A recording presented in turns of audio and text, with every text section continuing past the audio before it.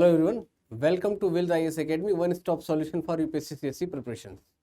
Today we are discuss Sudan issue, why this is important issue and what are the various aspects, how can we target and we look at this issue, and what are the angles, how can Indian diplomat will be handled, and which operations is important for this topic. We will look at all the issues. तो पहले हम देखें अपने courses के बारे में बात करें। 30+ कोर्सेज हमारे पास अवेलेबल हैं बाइलिंगुअल मैनर में, और जो हमारा SIP स्कूल इंटीग्रेटेड प्रोग्राम वो भी लॉन्च हो चला है। एक तरीके से आपके लिए स्कूल लेवल के लिए एक आप यूँ समझ लीजिए कि आपके लिए रामबाण या पिनाका होने वाला है, और आगे चीज़ें किस तरीके से होंगी इस चीज़ों की इन्फॉर्मेशन के लिए आप हमारी वेबसाइट पे विजिट करें। आप हमारे जो फ़ोन नंबर या कॉन्टैक्ट डिटेल्स है उस पर आप हमें कॉन्टैक्ट कर सकते हैं। बात करते हैं सूडान इशू की कि सूडान का कन्फ्लिक्ट है क्या क्या चीज़ें रहीं, और सूडान और इंडिया के का जो कंसर्न है वो किस तरीके से।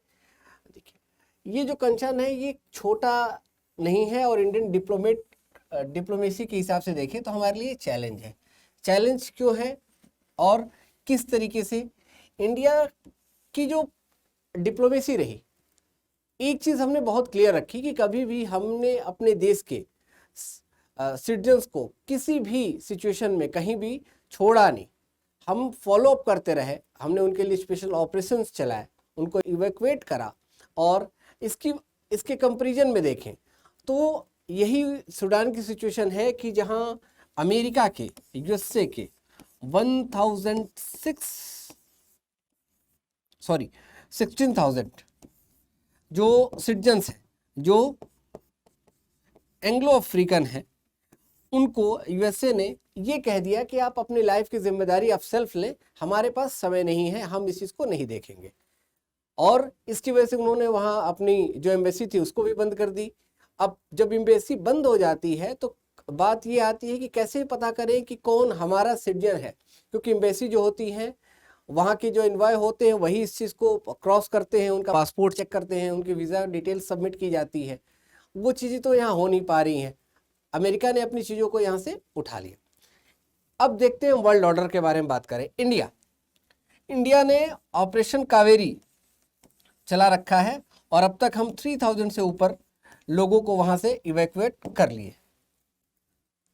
ये डिफरेंसेस ये तो हुई केवल इंडियन सिटीजन की बात। हमने अलग अलग कंट्री के लोगों को भी इवैक्यूएट किया है, और इसके लिए स्पेशली हमें फ्रांस ने थैंक्स भी बोला हुआ है। तो ये है इंडियन डिप्लोमेसी की ओरिजिनलिटी, और ये होती है नेशनलिज्म की स्पिरिट कि जब गवर्नमेंट आपके लिए काम कर रही होती है तो वो हमें सिटीजन्स को बचाना होगा, और वो एनी हाउ हम कर रहे होते हैं। और इसमें मेनली हम सपोर्ट किसका ले रहे हैं, तो हमारी एयरफोर्स और हमारी नेवी ने इस पे काम किया हुआ है। आगे इन चीजों को देखते हैं कि कंसर्न्स क्या है। ये हमारा SIP स्कूल इंटीग्रेटेड प्रोग्राम जिसकी मैंने आपसे बात करी, इसेंशियल 6 to 8 के लिए, और ब्रिज जो है वो 9 to 12 के लिए।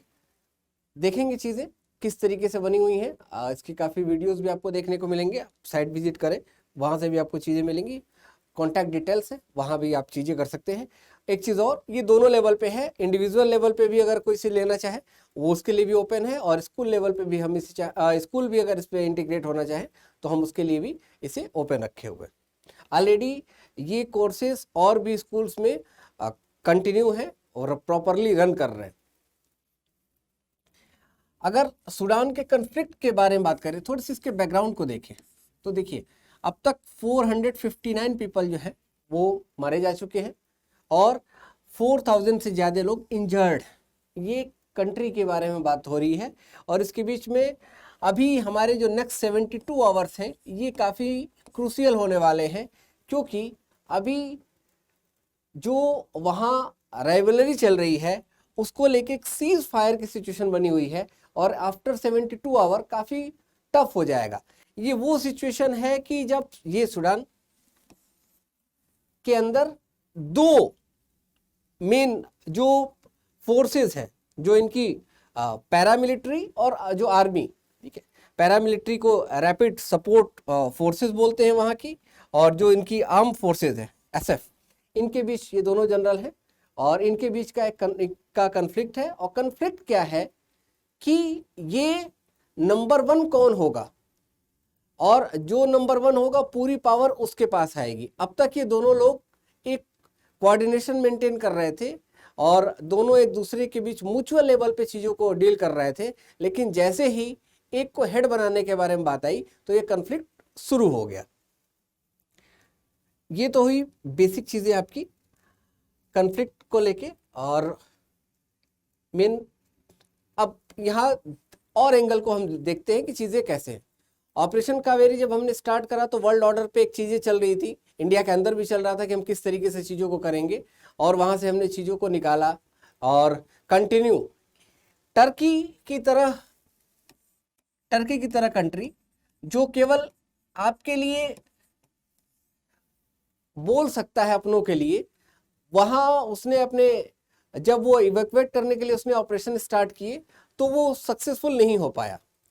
ऐसी कंट्री भी इंडिया को लेके, इवन दो ऐसी भी कंट्री जो हमारे लिए बहुत फ्रेंडली नहीं है, जैसे टर्की का अप्रोच है, तो इंडिया का अप्रोच हमेशा ही एक फ्रेंडली रहा वर्ल्ड ऑर्डर पे। हमने किसी को डोमिनेट नहीं करा और हमने सबको जोड़ के रखने वाली जो फॉरेन पॉलिसी है उसी के ऊपर काम करा। हाँ, ज़रूरत होती है तो हम अपनी डिप्लोमेसी में चेंजेस कर रहे होते हैं, कहीं अगर हमें किसी को कोई मैसेज देना होता है definitely we will do it, but हमने इंडियन नेशनलिज्म को लेके और इंडियन नेशनलिस्ट अप्रोच को लेके कहीं भी इस चीज़ से कॉम्प्रोमाइज़ नहीं करा।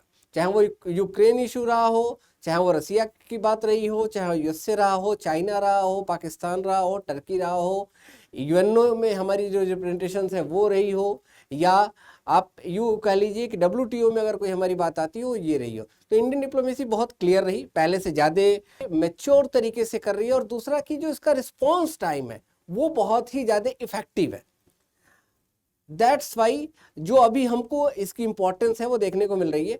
एक सवाल यहाँ खड़ा है कि सूडान में इंडियन जाते क्यों हैं, ये भी तो सवाल है, क्योंकि सूडान तो एक ऐसी कंट्री है नहीं कि वो डेवलप है, वो एक तरीके से ऑलरेडी पुअर कंट्री के फेज में आती है, और अफ्रीका के लिए वो सब सहारा का क्रॉसवेट होती है।